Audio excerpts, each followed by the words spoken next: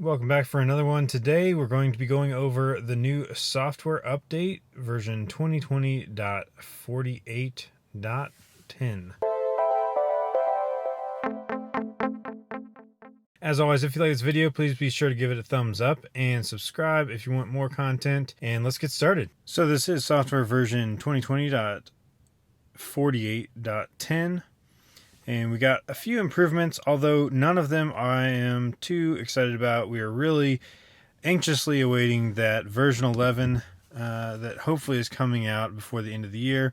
Also, obviously, very, very anxious to get the FSD beta. So this is not it, but this is a few updates that might be worthwhile to some people. So text messaging improvements. So now when you get multiple text messages, you can get them read to you in order. So that could be helpful if you want to basically use your voice to launch the messages and get them read to you and that sort of thing. So that is helpful to keep it in conversations, I guess. I don't ever use the text messaging on the Tesla, but it would be a nice feature if you did use that. It's obviously an improvement to that section.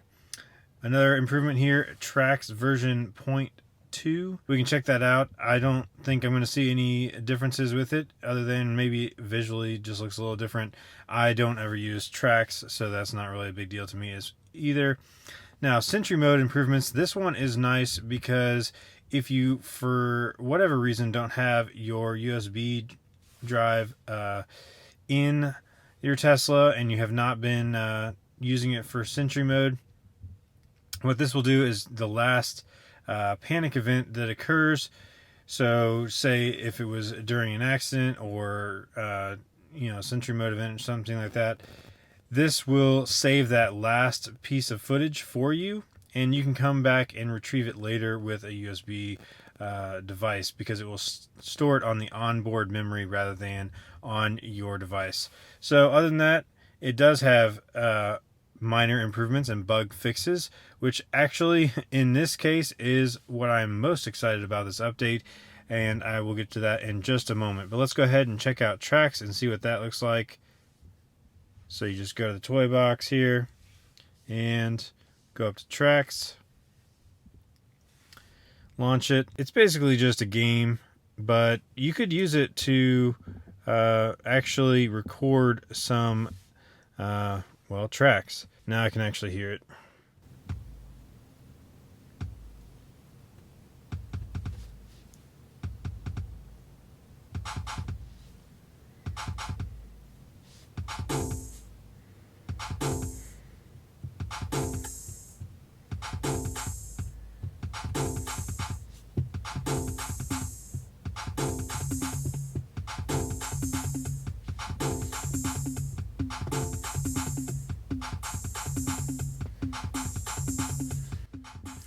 So there is Tracks. Obviously, I'm not good at using it, and I'm probably never going to use it, but hey, it is there and supposedly improved from what it was before, so always nice to see some little improvements there. Obviously, some people might use that, so it'd be worthwhile to them. So that was it, just some minor improvements to the software. We did get a new version of Tracks, which again, I'm not going to probably use very much, if at all. And the text messaging voice replay of the text messaging is not going to come into play for me either. And the Sentry mode, definitely something that is nice if you, for whatever reason, don't have that USB in there. But if you have the USB in there, hopefully that should take care of it anyway.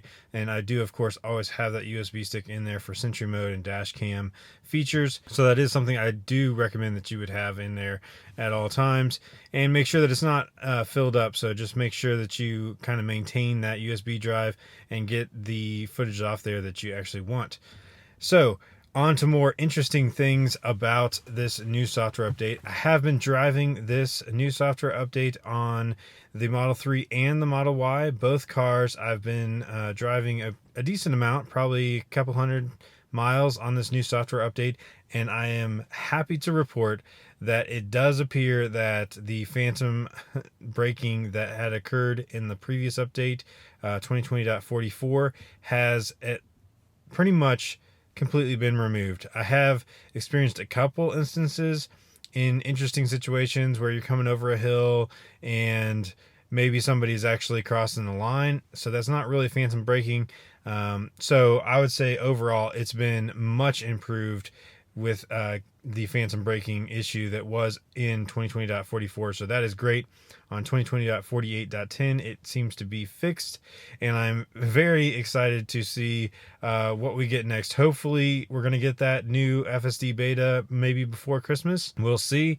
It's supposed to be in wider release. I don't know if it's going to be completely wide release before Christmas, but I'm really hoping it is, because after seeing a lot of videos recently with the beta testers, it looks like it's getting close enough to really roll this out, at least on a wider beta, if not completely wide release. Again, you need to be in control of it. So the driver is still in control. FSD beta is really just a driver assist feature at this time.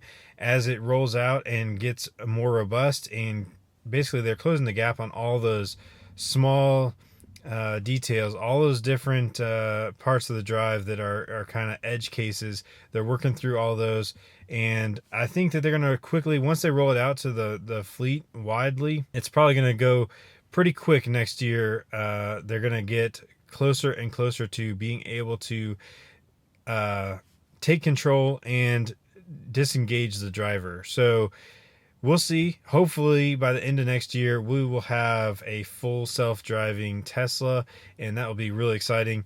So stay tuned. Obviously, once I do get that update for the FSD beta, I'm going to be going out on drives all the time, checking it out, doing a lot of videos, and see how it's doing and improving over time.